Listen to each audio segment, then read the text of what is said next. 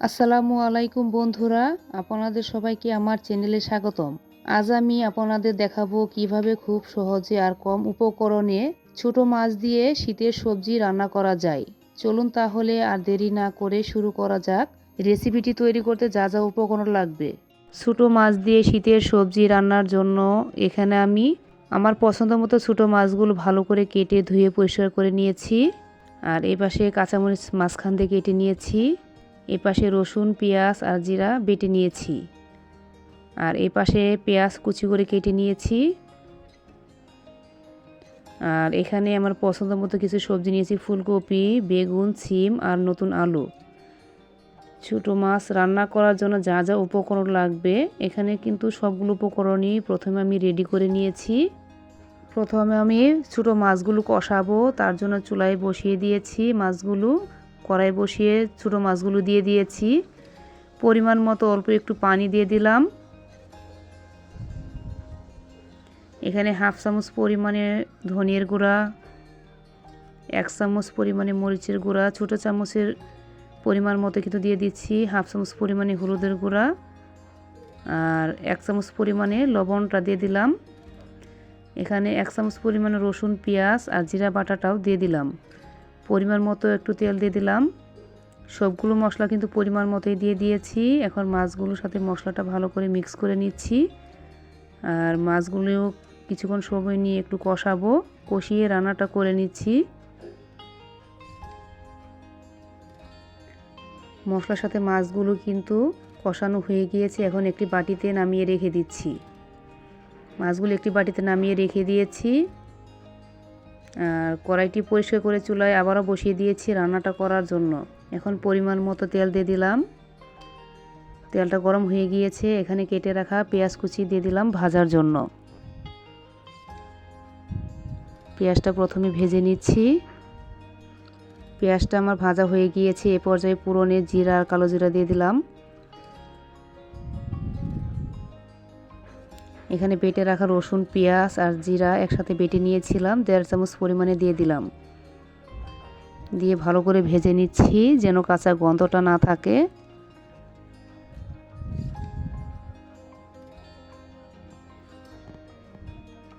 বাটা মশলাটা কিন্তু ভালো করে ভাজা হয়ে গিয়েছে। এখন বাকি মশলাগুলো দিয়ে দিচ্ছি পরিমাণ মতো করে। এখানে ছোটো চামচের 1 চামচ পরিমাণে ধনিয়ার গুঁড়া,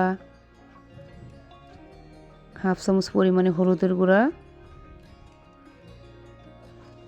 1.5 চামচ পরিমাণে মরিচের গুঁড়াটা আমি দিয়ে দিলাম। ঝালটা স্বাদ মতোই দিয়ে দিলাম। ছোটো চামচের পরিমাণ মতোই কিন্তু দিয়ে দিয়েছি মশলাগুলো।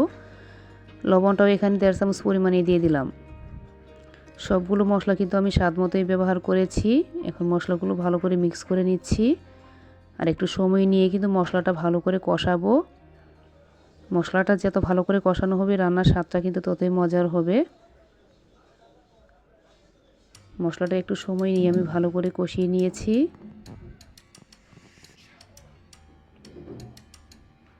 এখানে ধুয়ে রাখা সবজিগুলো দিয়ে দিলাম। এখন মশলার সাথে সবজিগুলো ভালো করে মিক্স করে নিচ্ছি।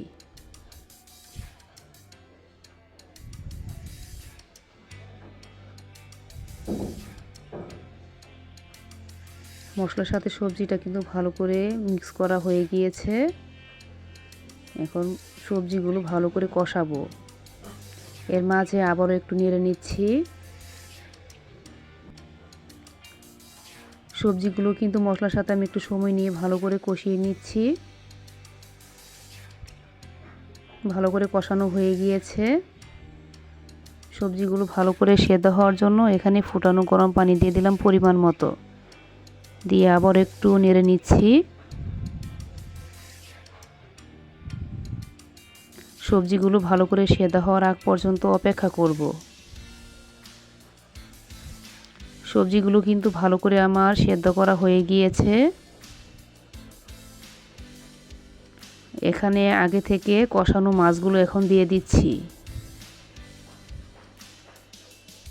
ভালো করে চতুর সাইডে মিক্স করে নিচ্ছি মাছগুলো। ভালো করে কিন্তু মাছগুলো চারপাশে দিয়ে দিচ্ছি।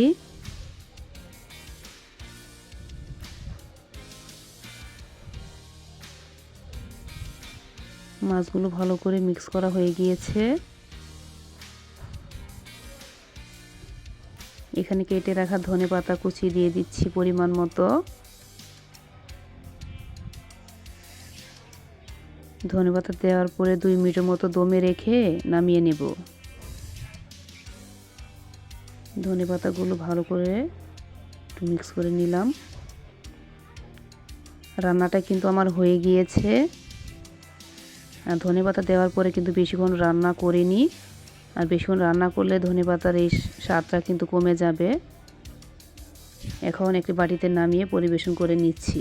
তো বন্ধুরা, এই ছিল আজকের ছোট মাছ দিয়ে শীতের সবজি রান্নার রেসিপি। আশা করি রেসিপিটা আপনাদের ভালো লেগেছে। যদি ভালো লাগে তাহলে অবশ্যই ভিডিওটা লাইক করবেন, বন্ধুদের সাথে শেয়ার করবেন এবং নতুন নতুন রেসিপি দেখতে আমার চ্যানেল সাবস্ক্রাইব করতে ভুলবেন না।